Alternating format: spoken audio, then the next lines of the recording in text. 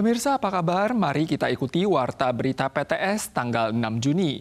Menurut perakiran terbaru berbagai negara, taifun pertama tahun ini yang bernama Wutip mungkin akan terbentuk minggu depan. Sedangkan menurut perakiran Badan Cuaca Pusat, taifun ini mungkin akan mulai mendekati Taiwan paling cepat pada Rabu malam minggu depan.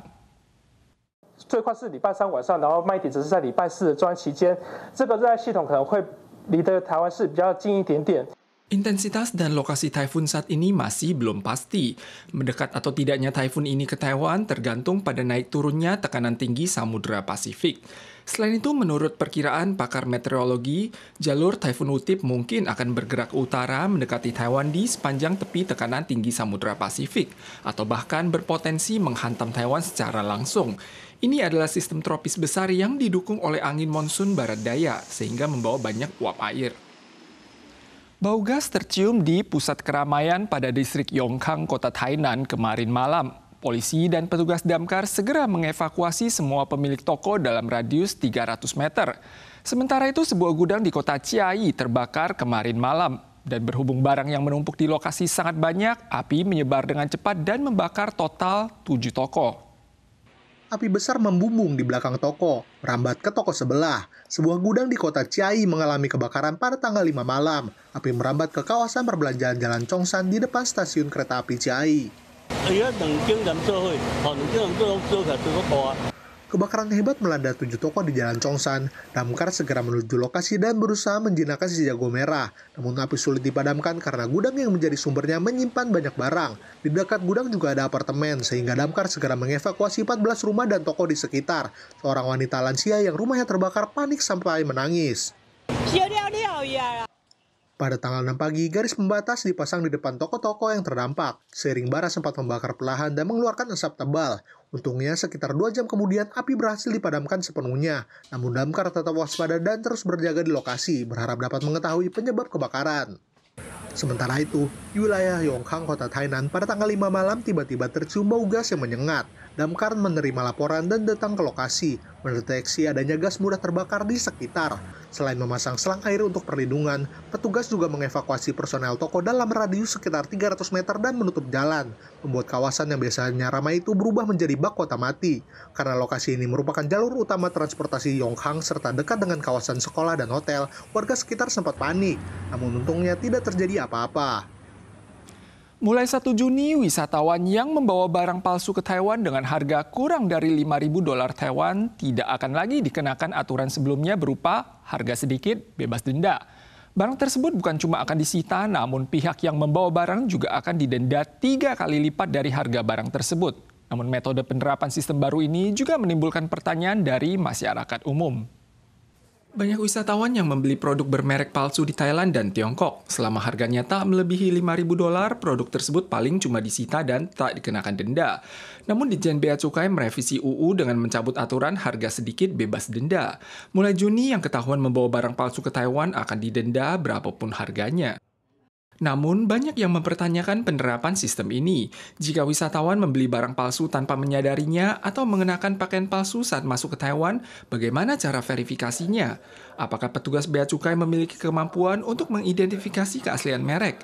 Saat ini Ditjen Bea Cukai belum mengumumkan rincian penerapan dan standar identifikasi yang spesifik. Namun warga cuma bisa lebih berhati-hati saat berbelanja di luar negeri. Sensasi kotak misteri atau blind box Pop Mart di Tiongkok telah merambah dari kawasan Asia ke Eropa. Pakar menilai bahwa daya tarik kotak misteri bermula dari luapan kegembiraan, harapan dan efek terapeutik saat membuka kotak.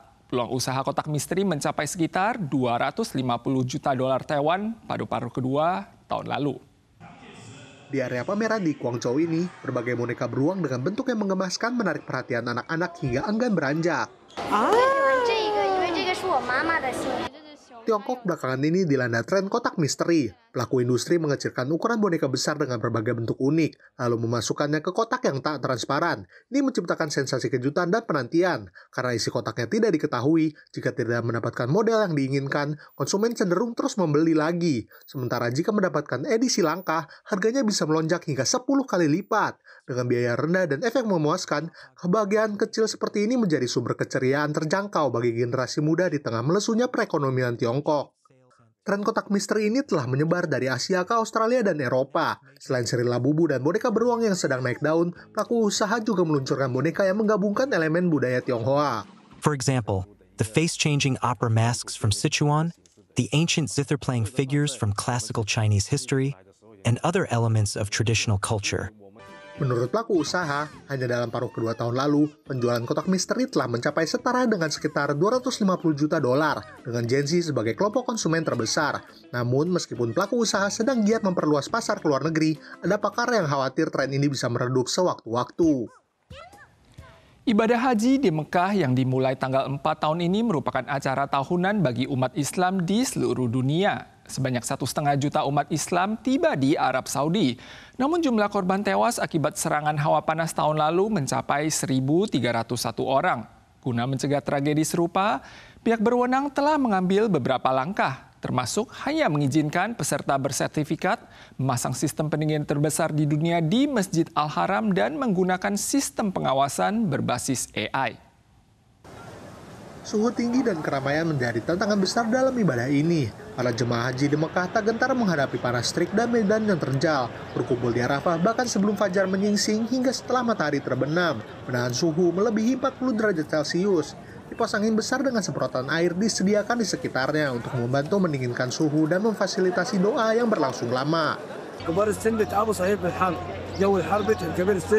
Mekah sedang memasuki musim panas. Otoritas telah mengingatkan bahwa pukul 11 siang hingga 3 sore adalah periode terpanas dalam sehari. Tahun lalu lebih dari 1.300 orang tewas akibat panas ekstrim saat berhaji. Sebagian besar adalah jemaah tidak resmi yang tidak memiliki perlindungan dan dukungan memadai.